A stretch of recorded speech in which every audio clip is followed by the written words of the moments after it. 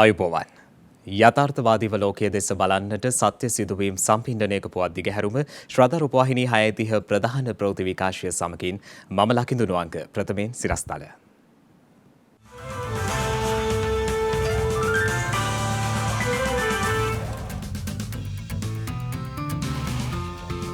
මිල ප්‍රදර්ශනය කර ඇති ත්‍රිරෝද රථ සඳහා ඉදිරියේදී ඉන්ධන කෝටාව වැඩි කිරීමට යෝජනාවක්. විශ්‍රාම වැටුප් හිමි රාජ්‍ය සේවකයන්ට වැටුප් රහිත නිවාඩු ලබා දීමට කැබිනට් අනුමැතිය. පහ ශ්‍රේණියේ ශිෂ්‍යත්ව ලකුණු මත සිසුන් ඇතුළත් කරන පාසල්වලට අතරමැදි ශ්‍රේණි සඳහා ඉදිරියේදී සිසුන් ඇතුළත් කර නොගන්නා බවට අධ්‍යාපන අමාත්‍යවරයාගෙන් ප්‍රකාශයක්. රුසියාවේ හා උතුරු කොරියාවේ සමීප රාජ්‍ය තාන්ත්‍රික සබඳතා ගැන ඇමරිකාවේ නවතම හෙළිදරව්ව.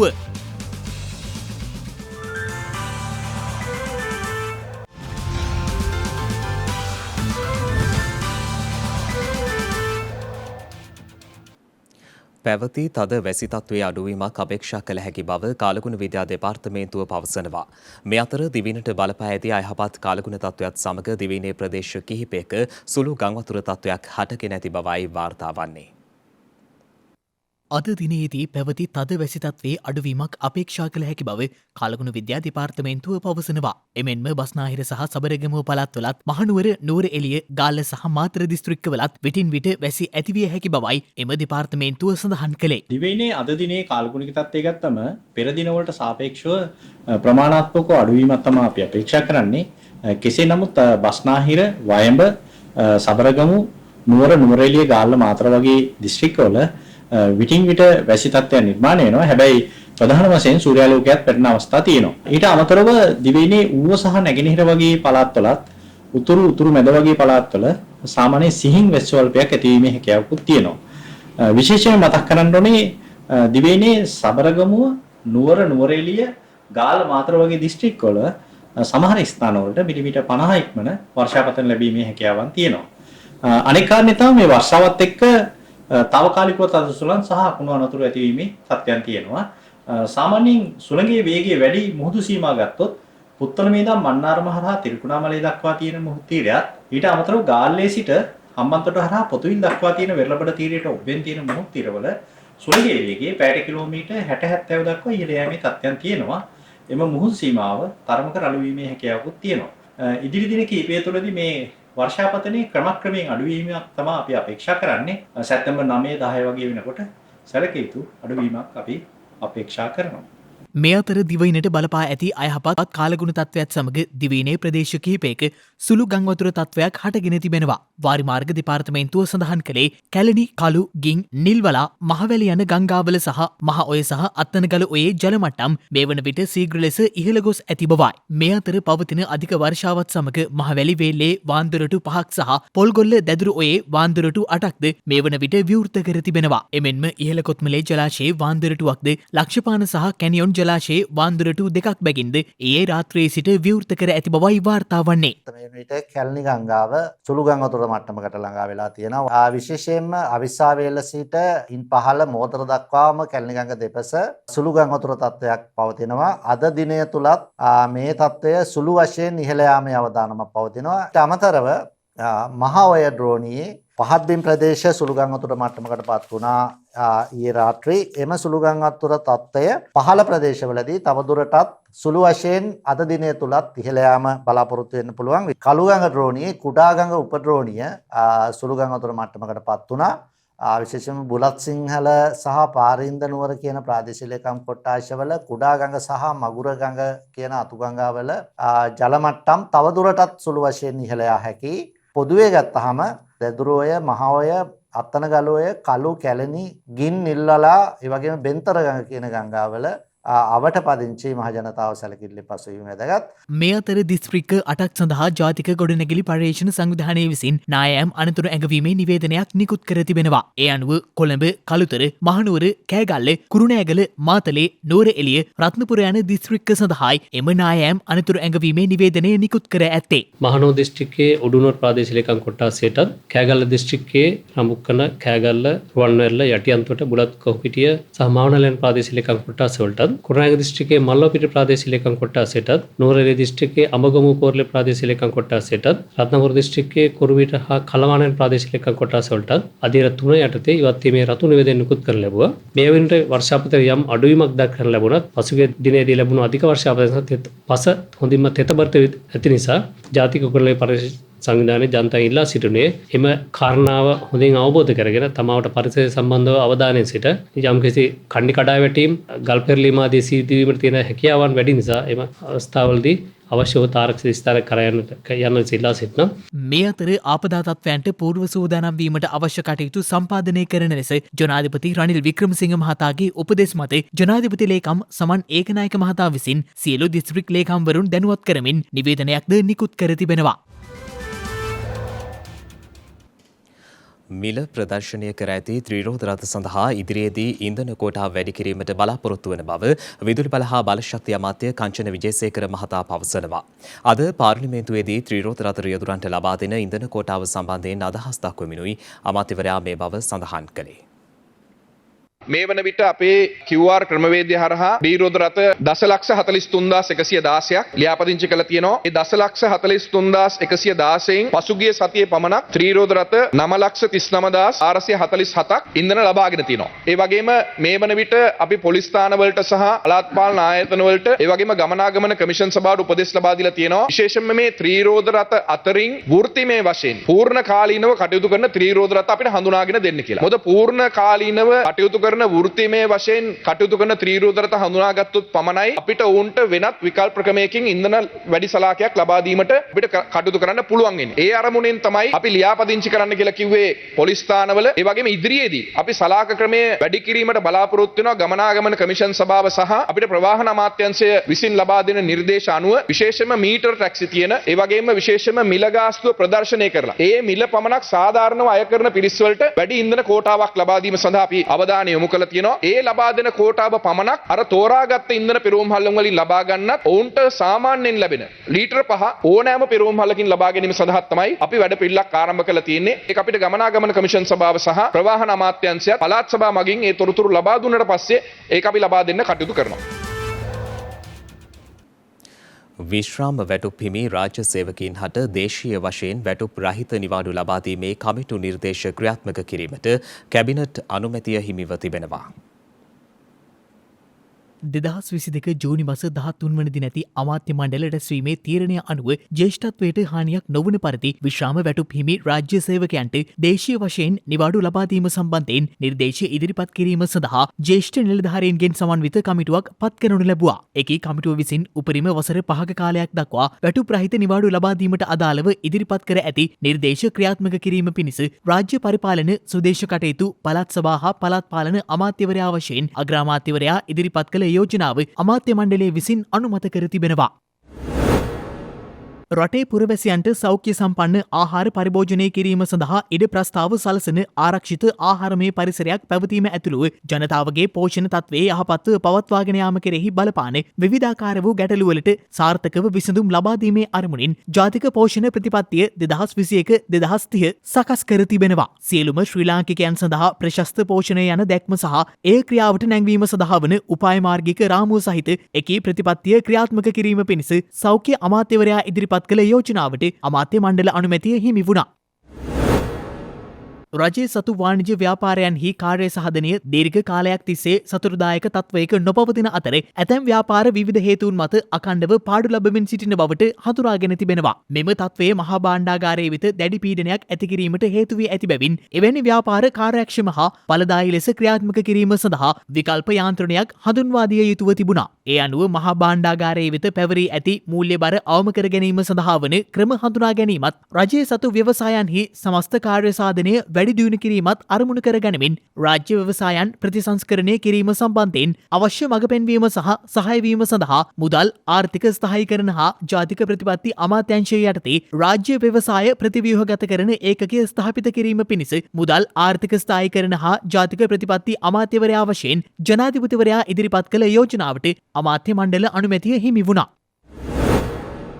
අධිකරණයෙන් වරදකරුවෙකු වූ පුද්ගලයෙකුගේ අභියාචනා සලකා බැලීමේදී එම පුද්ගලයා අත්අඩංගුවේ සිටි කාලය හෝ එයින් යම් කොටසක් හෝ ඔහුගේ දණ්ඩන නියමයේ දැක්වෙන කාලයෙන් කොටසක් ලෙස ගණන් ගැනීමට හැකිවන විධිවිධාන ඇතුළත් කරමින් 1979 අංක 15 දරන අපරාධ නඩු විධාන සංග්‍රහයේ අදාළ විධිවිධාන සංශෝධනය කිරීම යෝග්‍ය බවට අධිකරණ බන්ධනාගාර කටයුතු හා ආණ්ඩුක්‍රම ව්‍යවස්ථා ප්‍රතිසංස්කරණ අමාත්‍යාංශය යටතේ වන විශේෂ ඒකකයේ අපරාධ කමිටුව විසින් නිර්දේශ ඉදිරිපත් කරනු ලැබුවා. ඒ අනුව 1979 අංක 15 දරන අපරාධ නඩු විධාන සංග්‍රහය පනතේ 323 පහ වගන්තිය සංශෝධනය කිරීම සඳහා පනත් කෙටුම්පතක් සකස් කරන ලෙස නීති කෙටුම්පත් සම්පාදකවරයාට උපදෙස් දීම පිණිස අධිකරණ බන්ධනාගාර කටයුතු හා ආණ්ඩුක්‍රම ව්‍යවස්ථා ප්‍රතිසංස්කරණ අමාත්‍යවරයා ඉදිරිපත් කළ යෝජනාව අමාත්‍ය මණ්ඩලය විසින් අනුමත කර තිබෙනවා. ළමා මන්දපෝෂණය දිගුකාලීන ක්‍රියාදාමයක ප්‍රතිඵලයක් බව සෞඛ්‍යංශ පවසනවා. ළමා රෝග විශේෂඥ වෛද්‍ය දීපාල් පෙරේරා මහතා සඳහන් කළේ කෘත්‍රිම ආහාරවලට පෙළඹීමද මෙයට බලපෑම් කර ඇති බවයි. පහුගිය මාස කීපය තුළදී රිජ්‍යාරයා ළමා රෝහලට ඇතුල් වන දරුවෝ ගැන අපි සමීක්ෂණයක් කරගෙන යනවා මේ දරුවන්ට පෝෂණ තත්ත්වයේ යම්කිසි අඩුවක් තියෙනවාද කියලා. ඒ සමීක්ෂණය කරද්දී අපට වැටහුණු කාරණයක් තමයි පහුගිය කාල සීමාව තුළදී ක්‍රමයෙන් මේ දරුවන්ගේ බරේ අඩුවීමක් සහ පෝෂණයේ අඩුවීමක් අපි දකිනවා. රෝහලට ඇතුළු වෙන දරුවන්ගේ වැඩි ප්‍රමාණයක් පෝෂණ තත්ත්වයේ යම්කිසි අඩුවක් අපි දකිනවා. ඒ කියන්නේ මන්ද පෝෂණ තත්ත්වය වැඩිවීමක් අපි දකිනවා. මන්ද පෝෂණය කිව්වහම සාමාන්‍ය මන්ද පෝෂණය සහ අධි මන්ද පෝෂණයත් තීව්‍ර මන්ද පෝෂණයත් වැඩි වෙලා තියෙනවා. ඊට අමතරව කෙට්ටු ළමයි වැඩි වෙලා තියෙනවා. මේක දීර්ඝ කාලීනව අපේ රටට බලපාන්න පුළුවන්. මොකද ළමයින්ට මන්ද පෝෂණය හැදුනොත් ඒ ළමයින්ට ඉගෙන ගන්න අපහසු වෙන්න පුළුවන්. නිතර රෝගවලට යොමු වෙන්න පුළුවන්. ඒතර ඒ වගේ හේතු නිසා දීර්ඝ කාලීනව මේ ළමයින්ගේ බුද්ධි මට්ටම, අධ්‍යාපන මට්ටම, පෝෂණ මට්ටම, ඒකම රෝගවලට ඉඩ දීමේ හැකියාවන්, ඒ සියලුම දේවල්ට බලපෑම් ඇති වෙන්න පුළුවන්. ඉතින් මේ වෙලාවේ හොඳ සෞඛ්‍ය පුරුදු වලට යා යුතුයි. පළවෙනි මාස 6 මව්කිරි පමණක් ප්‍රමාණවත්, මාස 6න් පසු මව්කිරි පමණක් ප්‍රමාණවත් නොවේ. ඊට අමතරව අපි ඝන ආහාර අඳුන්වලා දිය යුතුයි කියන එකත් අවුරුදු 2ක් යනකම් මව්කිරි අපිට දිගටම ක්‍රියාත්මක කරන්න පුළුවන්. දිගටම මව්කිරි දෙන්න පුළුවන්. එතෙන්දී ඝන ආහාර අඳුන්වා දීමේදීත් මන්ද පෝෂණයට යොමු වෙන්න පුළුවන්. අපි කැඳ වතුර දෙන්න ගියොත්, කැඳ වතුර නෙමෙයි අපි දෙන්න ඕනේ බත් හොඳට තම්බලා පොඩි කරලා ගන්නට. අනිත් එක පළතුරු යුෂ නෙමෙයි අපි දිව යුත්තේ. පළතුරු ගන්නට පොඩි කරලා දෙන්න ඕනේ. ඒකට අපිට පුළුවන් බත් ටිකක් දෙන්න. බත් වල කාබෝහයිඩ්‍රේට් තියෙනවා, ප්‍රෝටීන තියෙනවා. රතු බත් හරි තඹපු බත් හරි දුන්නොත් විටමින් B තියෙනවා. ඊට අමතරව අනිත් ආහාර, අද අපේ රටේ තියෙන අනිත් ආහාර අපිට දෙන්න පුළුවන්. කොස්, බතල, මයොක්කා, කොස් ඇට, ඒ කාබෝහයිඩ්‍රේට් වෙනුවට. ඊට අමතරව ඇට ජාතියක් අපේ රටේ තියෙන ඇට ජාති කිව්වහම අපිට දෙන්න පුළුවන් රතු කව්පි, සුදු කව්පි, මුං ඇට, අර ඒ වගේ ආහාර අපිට අඳුන්වලා දෙන්න පුළුවන්. ඊට අමතරව කොළ ජාති. ඒ කොළවල යකඩ තියෙනවා සෑහෙන. ප්‍රෝටීන තියෙනවා. මේ කාරණේ මතුවන්නේ විශේෂයෙන්ම දෙමව්පියන් තුළ කෘත්‍රිම ආහාර සහ ශනික ආහාර වලින් නිසා. ඇත්තටම මේ ප්‍රශ්නේ මන්ද පෝෂණ තත්ත්වය මේ අවුරුදු කීපයක්, මාස කීපයක් තුළ ඇති වෙච්ච දෙයක් නෙමෙයි. පහුගිය කාල සීමාව තුළදම විශේෂයෙන්ම කෘත්‍රිම ආහාර, කෙටි ආහාර දුන්නට පස්සේ තමයි අපේ රටේ පිළිකාව වැඩි වුණේ, දියවැඩියාවල් වැඩි වුණේ. ඇත්තටම දියවැඩියාව තියෙන රෝගීනුත් 100ක් විතර අවුරුද්දට වාර්තා වෙනවා. පිළිකා රෝගීන් 900ක් විතර අවුරුද්දට වාර්තා වෙනවා ළමයි. ඉතින් අර ඒ හැමදේම වැඩි වෙලා තියෙන මම හිතන්නේ අපේ ආහාර රටාව වෙනස් වීම නිසා. ඒ නිසා කරුණාවෙන් අපි කියන්නේ අපේ රටේ ඒ පරණ ආහාර ක්‍රමයට ආපසු යන්න පුළුවන් නම් ඇත්තටම ඒක අපේ පොකට් එකට හොඳයි, ඒකම ඇත්තටම අපේ සෞඛ්‍යයටත් හොඳයි. පහ ශ්‍රේණිය ශිෂ්‍යත්ව ලකුණු පදනම් කරගෙන ආරම්භ කරන කිසිදු පාසලක සාමාන්‍ය පෙළ දක්වා අතරමැද පන්තිවලට සිසුන් ඇතුළත් නොකිරීමට තීරණය කළ බව අධ්‍යාපන අමාත්‍යවරයා පවසනවා. කොළඹ පැවති උත්සවයකට සහභාගී වෙමින් අමාත්‍යවරයා පැවසුවේ එවැනි ක්‍රමවේදයක් නොතිබීම හේතුවෙන් ඉහළ ලකුණු ලබා ගන්නා සිසුන්ට අසාධාරණයක් සිදුවන බවයි. පහේ ශිෂ්‍යත්ව විභාගෙදී. එතකොට පහේ පන්තියට ළමයි ඇතුළත් කරන්නේ ලකුණු නියම වෙන පාසල්. රාජකීය විසාක කොහොමද? හතරදී කොහොම හරි දාගන්න බලන්න. පහේ ශිෂ්‍යත්ව විභාගෙ දීලා අපි රාජ්‍ය විද්‍යාලය 180යි කිව්වා. මෙන්න ඔය 7 වෙනකොට එනවා 150 කෙනා 180 පාසලට යනවා. ඒක 179 ළමයි. කේතන? අනිත් පාසල. මම දැන් හිතන් ඉන්නේ පහේ ශිෂ්‍යත්ව ලකුණු මත පටන් ගන්න ආරම්භ කරන පාසල. කිසිම එකකට සාමාන්‍ය පෙළ යනකම් අතරමැදි විල දාන්නේ. අසාධාරණයක් කරන ළමයි. මේ දෙමෝපියන්ට ඕනේ කොහොම හරි ගිහිල්ලා ළමයාව 7න් 8න් මේකට දාන්න. දැන් මොකද වෙන්නේ? 180 ළමයි ඉන්න පන්තිය සියලු දෙනාම 180. ගුරුවරයා බහින්න 180 පල්ලෙහාට. නෑ. ඒ තරගෙත් එක්ක ගුරුවරයා යන්නේ මේ මට්ටමේ. දැන් ඔක 150 ළමයි දීලා තමයි මොකෝ වෙන්නේ? තීර දැන්නු පල්ලෙහාට. මේක තේරුම් ගන්න. ඉතින් අපි පාසල් පද්ධතිය පන්ති කාමරයට ගුණාත්මක වංගාවේ යුතු ගුරුවරයා යවන්න. දැන් මේ දවස්වල මට තියෙන ලොකුම ප්‍රශ්නේ මොකක්ද? උපාධිධාරීන් ගත්තා. 53000 31000 මේ ක්ෂේත්‍රයට එවුවා. පුහුණුවක් නැහැ. දැන් ඔක්කොම ගුරු වෘත්තියට එන්න හදනකොට පඩිය වැඩි සංවර්ධන ධාරීන්ට වඩා. දැන් ගුරු සේවා ව්‍යවස්ථානුව බඳු ගන්න පුළුවන් කොහොමද? තරඟ විභාගයක් තියන්න ඕනේ 35ට අඩු වෙන්න ඕනේ. දැන් මොකද ඉල්ලීම? 45 දක්වා ඉඩ දෙන්නලු ගුරු වෘත්තියට එන්න. පුළුවන් ද පුහුණු කරලා ගන්න. අපි පීඨ වලට ගන්නේ අවුරුදු 19 20 උසස් පෙළ ඉවර වෙච්ච ගමන් ළමයි අරගෙන තමයි ගුරුවරුන්ට පුහුණු කරන්නේ. දැනුම යාවත්කාලින කර කර යන්න ඕනේ මෙතන. එහෙම නැත්නම් කොහොමද දරුවන් කොයි අනාගත ලෝකෙට ගෙනියන්නේ? ෆින්ලන්තේ ලෝකයේ අංක 1 අධ්‍යාපනය තියෙන රට. අමාරුම වෘත්තිය තමයි ලබා ගන්න ගුරු වෘත්තිය ෆින්ලන්තේ. එච්චරට ටෆ්. තරග විභාගය ඉන්ටර්වියුස් ඔක්කොම තියලා තමයි අවුරුදු 4ක් කාලය ගන්න ගුරුවරයෙක් කරන්නේ. ඒ ගුරුවරයාට ළමයි බාර දෙනවා පළවෙනි ශ්‍රේණිය ඉඳලා 9 ශ්‍රේණිය යනකම් පොදු විභාගයක් නැහැ. 1 ඉඳලා 9 දක්වා ටීචර් තමයි දරුවව අගේ තක්සේරු කිරීම කරන්නේ. හැබැයි දෙමව්පියන්ගේ 100% විශ්වාසයක් තියෙනවා ගුරුවරයාට. ඊළඟ එක මම බලනවා සිංගප්පූරුවේ. ඒකේ අවුරුද්දකට වතාවක් ගුරුවරුන්ට තියෙනවා පර්ෆෝමන්ස් ඇප්‍රයිසල් එක.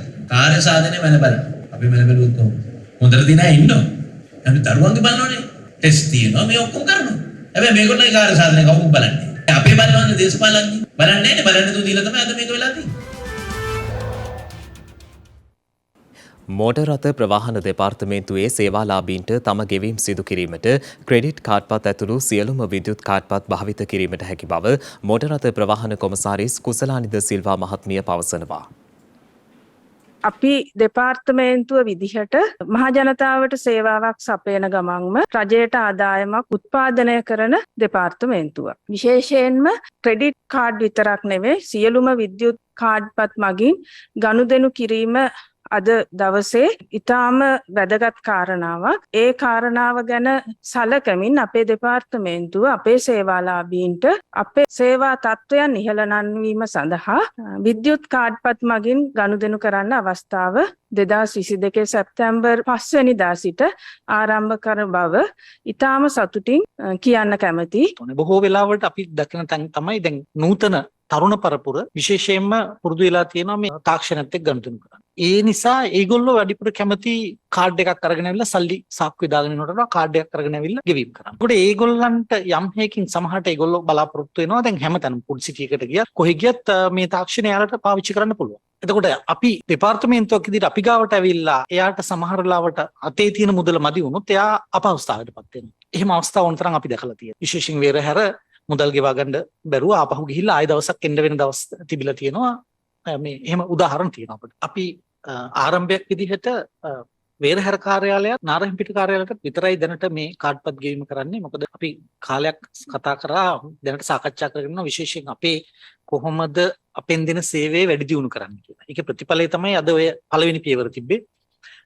අපි බලාපොරොත්තු වෙනවා ඉතින් එහාට ඉදිරියේදී මේ යන පද්ධතිය කොහොමද ක්‍රියාත්මක වෙන්නේ කියලා බලලා ඉදිරියේදී අනික් කාර්යාල දක්වාත් මේක ව්‍යාප්ත කරන්න බලාපොරොත්තු වෙනවා. අපේ දෙපාර්තමේන්තුවේ රටට කරන වාහන නියාමනය සහ මේ වාහන සම්බන්ධව සියලු කටයුතු කරද්දී අපි විශේෂයෙන් බලාපොරොත්තු වෙන්නේ මේ තාක්ෂණය භාවිතා කිරීම. ඒ හරහා අපිට මේ පිරිවැය අවම කර ගැනීම සහ ගනුදෙනු සංඛ්‍යාව ඉහළ නංවා ගැනීම, සේවා සැපයීම ඉහළ නැංවීම, සේවාවල ගුණත්වය ඉහළ නැංවීම හරහා ඉහළ ආදායමක් රජයට අරන් දීම තමයි අපේ බලාපොරොත්තු වෙන්නේ. සියලු මේ කියන්නේ වීසා, මාස්ටර්, JCB සියලු ඉලෙක්ට්‍රොනික දැන්ට ලංකාවේ භාවිතා කරන සියලුම ඉලෙක්ට්‍රොනික කාඩ්පත් සරහා මේ ආදායම් එකතු කිරීමේ කාර්යය ආරම්භ කරමු.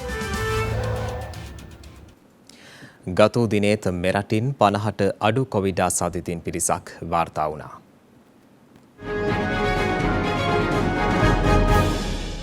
ගත වූ දිනේම රටින් නව කොවිඩ් ආසාදිතයන් 42ක් වාර්තා වී ඇති බව වසංගත රෝග විද්‍යා ඒකකයේ දැනුම් දී තිබෙනවා. ඒ මෙරටින් වාර්තා වන සමස්ත කොවිඩ් ආසාදිතයන් සංඛ්‍යාව 6,70,218ක් දක්වා ඉහළ නංවමින් මේ අතර ගත වූ දිනේම රටින් එක් කොවිඩ් ආසාදිත මරණයක් වාර්තා වී ඇති බව සෞඛ්‍ය සේවා අධ්‍යක්ෂ ජෙනරාල්වරයා විසින් දැනුම් දී තිබෙනවා. ඒ අනුව මේ වන විට මෙරටින් වාර්තා වන සමස්ත කොවිඩ් ආසාදිත මරණ සංඛ්‍යාව 16,712ක් ලෙසයි දැක්වෙන්නේ. මේ අතර මේ වන විට වෛරසය ආසාදිතව රෝහල්වල ප්‍රතිකාර ලබන පුද්ගලයන් සංඛ්‍යාව 536ක් වන අතර වෛරසය ආසාදිතව සිට සුවය ලැබූ සමස්ත පුද්ගලයන් සංඛ්‍යාව දැක්වෙන්නේ 6,52,970ක් ලෙසයි. සම්බුදු ප්‍රතිමා සසුනට පුදා පින්පෙත් පුරන ශ්‍රද්ධා සම්බුද්ධ ප්‍රතිමා පූජා පුණ්‍ය ව්‍යාපෘතියේ තවත් වැඩසටහනක් අද පැවැත්වුණා. ඒ කඩුවෙල මහමෙවුනාව බෞද්ධ සමන්ත්‍රණ ශාලා පරිශ්‍රයේදී.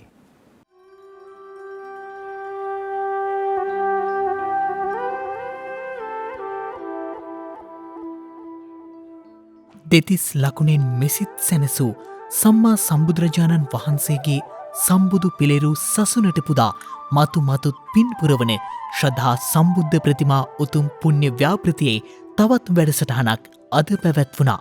ඒ ගෞරවනීය මහා සංඝරත්නයේ වැඩමවීමෙන්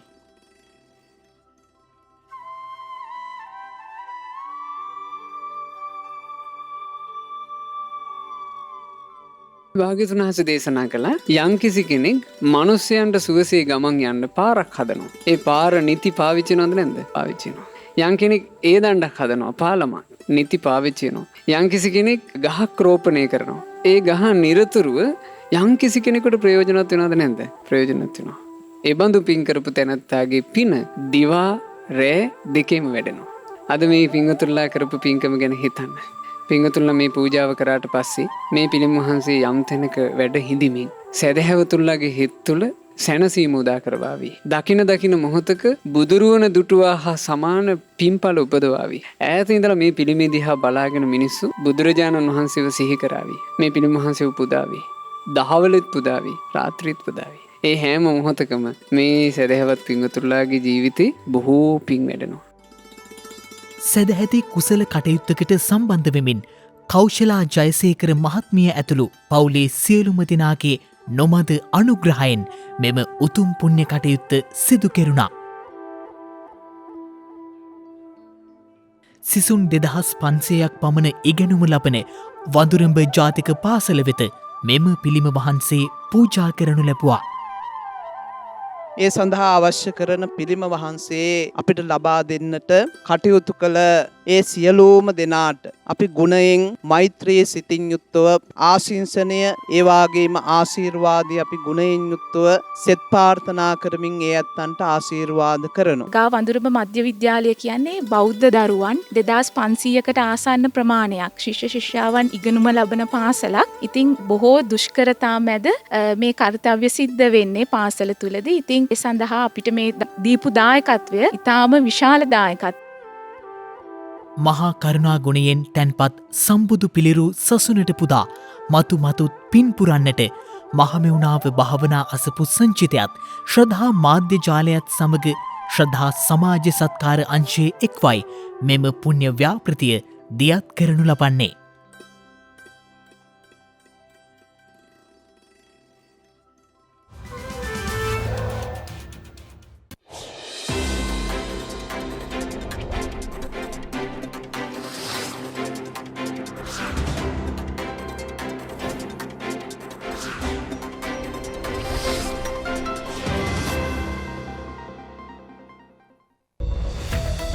හෙට සැප්තැම්බර් මස 7 වනදා 1972 මැයි මස 22 වන දින පටන් ක්‍රියාත්මක වූ ආණ්ඩුක්‍රම ව්‍යවස්ථාව පරිච්ඡින්න වී 1978 නව ආණ්ඩුක්‍රම ව්‍යවස්ථාව ක්‍රියාත්මක වූයේ 1978 සැප්තැම්බර් මස 7 වන දිනයි. එදින සිට මෙරට ශ්‍රී ලංකා ප්‍රජාතාන්ත්‍රික සමාජවාදී ජනරජය බවට පත් වුණා. මෙදින ශ්‍රී ලංකා ප්‍රජාතාන්ත්‍රික සමාජවාදී ජනරජයේ ප්‍රථම පාර්ලිමේන්තුවේ ප්‍රථම සැසිවාරයේ ප්‍රථම රැස්වීම පැවැත්වුණු අතර නව ආණ්ඩුක්‍රම ව්‍යවස්ථාව යටතේ නව රජයේ ප්‍රථම විධායක ජනාධිපතිවරයා වශයෙන් ජේ.ආර්. ජයවර්ධන මහතා දිවුරුම් දී තිබෙනවා. සෞඛ්‍ය ඵලදායීතාව සඳහා පිරිසිදු වාතය වැදගත් බව සහ ආර්ථික මෙන්ම පරිසරය සඳහා පිරිසිදු වාතයේ වැදගත්කම පිළිබඳව මහජනතාව දැනුවත් කිරීම වෙනුවෙන් සමරනු ලබන අහස සඳහා පිරිසිදු වාතය පිළිබඳ ජාත්‍යන්තර දිනය සැප්තැම්බර් මස 7 වන දිනට එනම් හෙට දිනට යෙදී තිබෙනවා. එක්සත් ජාතීන්ගේ මහා මණ්ඩලය 174 වන සැසිවාරයේදී මෙම ජාත්‍යන්තර දිනය පැවැත්වීමේ යෝජනාව සම්මත කරගෙන ඇත්තේ. ප්‍රසීලයේ ජාතික නිදහස් දිනය සැප්තැම්බර් මස 7 වන දිනට එනම් හෙට දිනට යෙදී තිබෙනවා. ඒ සමගින් ශ්‍රද්ධා ප්‍රධාන ප්‍රවෘත්ති විකාශය නිමාවට පත්වනවා. හමුවෙමු හෙටත් සවස 6:30ට. තෙරුවන් සරණයි. නමෝ බුද්ධාය. මෙවැනි වැදගත් පුවත් නැරඹීම සඳහා ශ්‍රද්ධා TV News YouTube channel එක subscribe කර සීනුව සලකුණු වන්න.